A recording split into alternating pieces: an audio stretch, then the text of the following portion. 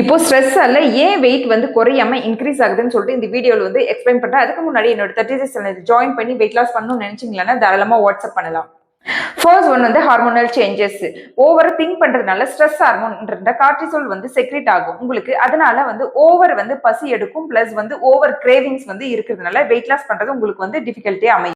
Second one வந்து உங்களுடைய sleeping pattern வந்து டிஸ்டர்ப் ஆகுறதுனால உங்களுக்கு ஹங்கர் ஹார்மோன் வந்து இன்க்ரீஸா வந்து செக்ரேட் ஆகும். அது என்னன்னு சொல்லிட்டு பாத்தீங்கன்னா கிர்லின் லெப்டின்ற ஹங்கர் ஹார்மோன் இன்க்ரீஸ் பண்றதுனால உங்களுக்கு ஓவர் அப்பிடைட் வந்து இருக்கும். அடுத்து தேர்ட் ஒன் வந்து உங்களுடைய மெட்டபாலிக் வந்து ஸ்லோ டவுன் ஆகும். அதனால கலோரி பர்ன் பண்றது ரொம்ப ஸ்லோ ஆகுறதுனால வெயிட் லாஸ் ப்ராசஸும் ரொம்ப வந்து ஸ்லோவா இருக்கும். இந்த ஸ்ட்ரெஸ்ஸை வந்து எப்படி ஈஸியா மேனேஜ் பண்றதுன்னு சொல்லிட்டு பாத்தீங்கன்னா பெஸ்டான வே வந்து exercise and meditation. Second one வந்து உங்களோட ஹேபிட்ஸை வந்து நல்லா வந்து இன்க்ரீஸ் பண்ணுங்க. இப்போ புக் படிக்கிறதா இருக்கட்டும், உங்களுக்கு எழுதுறதா இருக்கட்டும். தேர்ட் ஒன் வந்து ஓவர் திங்கிங்கை வந்து கண்ட்ரோல் பண்ணுங்க. இப்போ நெக்ஸ்ட் வீடியோவில் ஏன் ஸ்வீட்டை வந்து வெயிட் லாஸ் பண்ணும்போது அவாய்ட் பண்ணணும்னு சொல்லிட்டு தெளிவாக எக்ஸ்பிளைன் பண்ண போறேன். மறக்காம